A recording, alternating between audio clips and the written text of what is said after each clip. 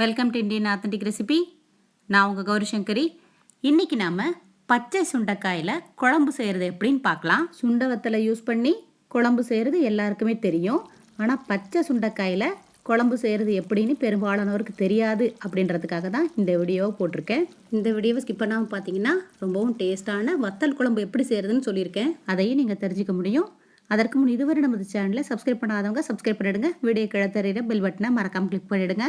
இந்த குழம்பு செய்கிறதுக்கு தேவையான பொருட்கள்: 100 கிராம் அளவுள்ள பச்சை சுண்டைக்காய், 100 கிராம் சின்ன வெங்காயமும் 2 தக்காளி பழமும், 20 பற்கள் பூண்டு, கருவேப்பிலை. பூண்டு அதிகமாக சேர்த்துக்கலாம்.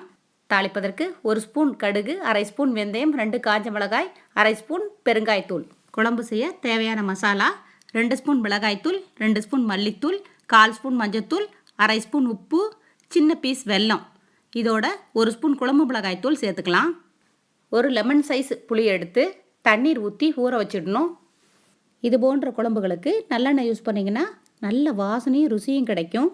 எல்லாவற்றையும் ரெடி பண்ண பிறகு இதுபோல் சுண்டைக்காயை லைட்டாக தட்டிக்கங்க. இல்லைன்னா கத்தியால் கட் பண்ணிக்கணும். இதுபோல் கட் பண்ணிட்டோ அல்லது தட்டிட்டோ சுண்டைக்காயை எடுத்து அதில் தண்ணீர் சேர்த்து 2-3 முறை நல்லா அலசிடணும். அதில் இருக்க விதையை நீக்கிடணும். விதையை நீக்காமல் நம்ம சமைச்சோம்னா வயிறு வலிக்க ஆரம்பிக்கும். அதனால தான் நல்லா அலசிட்டு பிழிஞ்சி எடுத்து வச்சுக்கணும். ஸ்டவ் ஆன் பண்ணிவிட்டு அதில் ஒரு பேன் வச்சுக்கோங்க. நான் இன்றைக்கி இந்த குழம்ப மண் சட்டியில் செய்ய போகிறேன். அதில் 4 ஸ்பூன் அளவு நல்லெண்ணெய் சேர்த்துருக்கேன். நல்லெண்ணெய் சூடானதும் அதில் கடுகு, வெந்தயம், காஞ்ச மிளகாய் சேர்த்து பொரிய விடணும். அது நல்லா பொரிஞ்ச பிறகு சின்ன வெங்காயத்தை சேர்த்துக்கலாம். வெங்காயத்தை 2 நிமிஷம் நல்லா வதக்கிக்கணும். இதில் சின்ன வெங்காயத்தை அதிக அளவு சேர்த்திங்கன்னா இந்த குழம்புலேருந்து எடுத்து சாப்பிடும்போது ரொம்ப டேஸ்ட்டாக இருக்கும். அதே போல் இந்த குழம்புக்கு ரொம்ப டேஸ்ட்டை கொடுக்குறது இந்த பூண்டு தான். பூண்டும் நீங்கள் அதிக அளவு சேர்த்துக்கலாம். சேர்த்து நல்லா வதக்கி விடுங்க. கருவேப்பிலை சேர்த்துக்கலாம். கட் பண்ணி வச்சுருக்க தக்காளியை சேர்த்துக்கலாம். தக்காளி நல்லா வதங்கணும் அப்படின்றதுக்காக இந்த குழம்புக்கு தேவையான அளவு உப்பை சேர்த்து நல்லா குழைய வதக்கி விடணும்.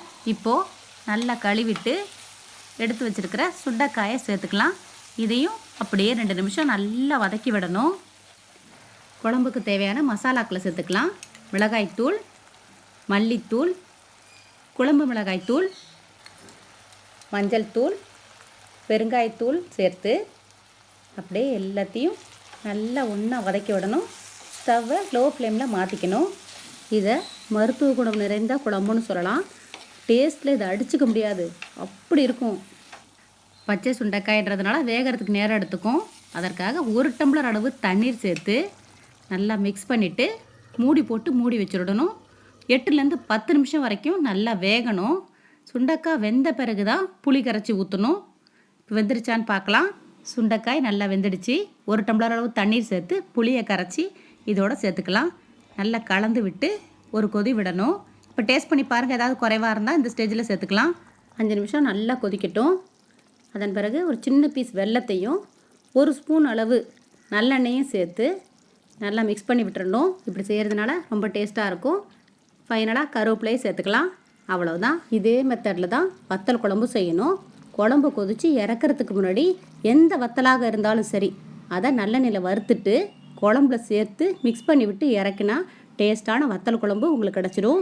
இந்த குழம்பு 1 வாரம் வரை கெடாமல் அப்படியே இருக்கும். இந்த சுண்டைக்காயில் ஊற ஊற இன்னும் டேஸ்ட் அதிகமாகும். சூடான சாதத்தில் இந்த குழம்பை சேர்த்து அதற்கு சைடிஷாக அப்பளத்தை வச்சுட்டு சாப்பிட்டு பாருங்கள். இதுவரை ஹோட்டல்லையும் கல்யாண வீடுகளில் மட்டுமே சாப்பிட்டுட்டு இருந்த வத்த குழம்பை இனி நீங்கள் வீட்லேயும் ஈஸியாக செய்து சாப்பிடலாம். நன்றி.